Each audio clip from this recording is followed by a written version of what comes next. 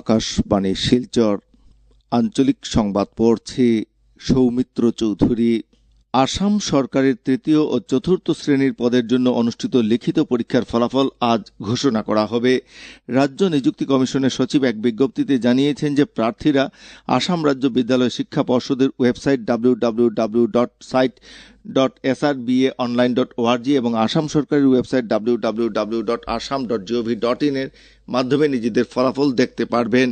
12 March Assam পুলিশের constable পদের এবং 27 মার্চ আসাম পুলিশের কমান্ডো ব্যাটালিয়নের কনস্টেবল নিযুক্তি পরীক্ষার ফলাফল ঘোষণা করা হবে।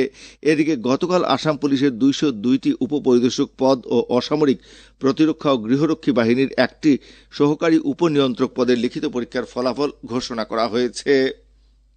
রাজ্যের 6টি জনগোষ্ঠীকে জনজাতিকরণ প্রক্রিয়া বর্তমান কেন্দ্রীয় সরকারের বিবেচনাধীন রয়েছে বলে সমতল উপজাতি পরিক্রমা বিভাগের মন্ত্রী ডক্টর রনোজ পেগু জানিয়েছেন। ডক্টর পেগু জানান যে কেন্দ্রীয় সরকার রাজ্যে বসবাসরত উপজাতিদের বিভিন্ন সুযোগ সুবিধা কর্তন না করে জনজাতিকরণ প্রক্রিয়া কিভাবে সম্ভব সে বিষয়ে রাজ্য সরকারের গঠিত কমিটির প্রতিবেদন চেয়েছে। ডক্টর পেগু আরও বলেন যে মুখ্যমন্ত্রী ডক্টর হিমন্ত বিশ্ব শর্মার পৌরোহিত্যে গঠিত কমিটি এখনো পর্যন্ত চূড়ান্ত প্রতিবেদন দাখিল করতে পারেনি এবং এই কমিটি রাজ্যের বিভিন্ন জনগোষ্ঠীর সঙ্গে আলোচনা অব্যাহত রেখেছে। রাজ্যে কোনো সরকারি বিদ্যালয় বন্ধ হয়নি বলে শিক্ষামন্ত্রী ডক্টর রনোজ পেগু জানিয়েছেন।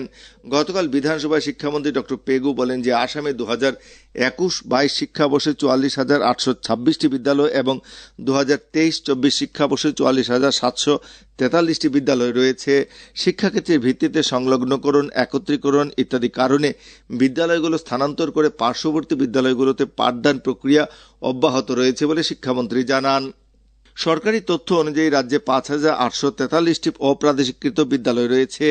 এর মধ্যে 2,340টি বিদ্যালয়ে 30 জনের চেয়ে কম শিক্ষার্থী রয়েছে। যোগ্যতার ভিত্তিতে এ ধরনের বিদ্যালয় শিক্ষকদের 2021 সালে প্রাদেশিকীকরণ করা হয়েছে বলেও শিক্ষামন্ত্রী ডক্টর পেগু বিধানসভায় জানান। আসাম সরকার রাজ্যের মহিলাদের আর্থিকভাবে স্বাবলম্বী করে তুলতে বেশ কিছু উদ্ভাবনীমূলক প্রকল্প গ্রহণ করেছে। মুখ্যমন্ত্রী ডক্টর হিমন্ত বিশ্ব শর্মা সামাজিক মাধ্যমে জানান যে মুখ্যমন্ত্রী মহিলা উদ্যমিতা অভিযানের অধীনে 25 লক্ষেরও অধিক ক্ষুদ্র মহিলা উদ্যমীকে আর্থিক সাহায্য প্রদান করা হবে। এই সাহায্য বিতরণ কার্যসূচি বিহালিতে আরম্ভ হবে এবং এরপর রাজ্যের অন্যান্য জেলায় বাস্তবায়িত করা হবে। হাইলাকান্দি জেলা প্রশাসনের গঠিত committee society for prevention of cruelty to animals পশু পাখিদের উপর নিষ্ঠুরতা প্রতিরোধে সচেতনতা বাড়ানোর উদ্দেশ্যে গতকাল এক সভা অনুষ্ঠিত হয়। জেলা উন্নয়ন আয়ুক্ত এলডার ফাইরিমের পৌরোহিত্যে আয়োজিত সভায় জেলা জুড়ে 1972 সালের ওয়াইল্ড লাইফ প্রোটেকশন অ্যাক্ট, 2021 সালের ক্যাটেল প্রিজার্ভেশন অ্যাক্ট এবং 1960 সালের preservation of cruelty to animals অ্যাক্টগুলি নিয়ে সচেতনতা বাড়াতে অভিযান চালানোর সিদ্ধান্ত হয়। এছাড়া সভায় পশু পাখির বেআইনি পরিবহন প্রতিরোধে পুলিশকে খবর দিতে জনসাধারণের প্রতি আহ্বান জানানো হয়েছে।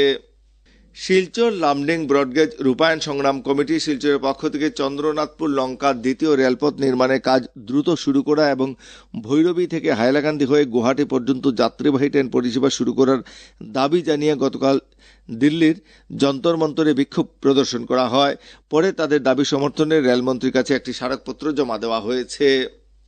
উত্তর পূর্ব সীমান্ত রেলের পক্ষ থেকে বদরপুর রেল কলোনিতে উচ্ছেদ অভিযান শুরু করা হচ্ছে। সীমান্ত রেলের পক্ষ থেকে রেল কলোনির সড়কের পাশে অবৈধভাবে নির্মিত দোকানপাট আগামী 15 দিনের মধ্যে সরানোর নির্দেশ দেওয়া হয়েছে। আমাদের শ্রীভূমি সংবাদদাতা জানিয়েছেন যে সীমান্ত রেলের অন্যান্য ডিভিশনেও ইতিমধ্যে এই উচ্ছেদ অভিযান শুরু হয়েছে। শিলচর ভেটারেন ক্লাব আয়োজিত টি20 ক্রিকেট প্রতিযোগিতায় শিলচর লায়ন্স বিজয়ী হয়েছে। গতকাল শিলচর জেলা ক্রীড়া সংস্থার মাঠে আয়োজিত প্রতিযোগিতার ফাইনাল খেলায় শিলচর লায়ন্স 5 উইকেটে নভোটিয়াস শিলচর দলকে পরাজিত করে ফাইনালে সেরা খেলোয়াড় হয়েছেন শমিক দাস। আকাশবাণী শিলচর কেন্দ্রের আঞ্চলিক সংবাদ এখন থেকে আমাদের ইউটিউব চ্যানেল AIR নিউজ শিলচরের মাধ্যমে শোনা যাচ্ছে। এছাড়া আমাদের Facebook page all India radio news Silchar এবং এক্স হ্যান্ডেল @AIR নিউজ _ শিলচরের মাধ্যমে এই সংবাদ শোনা যাচ্ছে। আঞ্চলিক সংবাদ এখনকার মতো শেষ হলো। পরবর্তী আঞ্চলিক সংবাদ রাত 7:45 মিনিটে।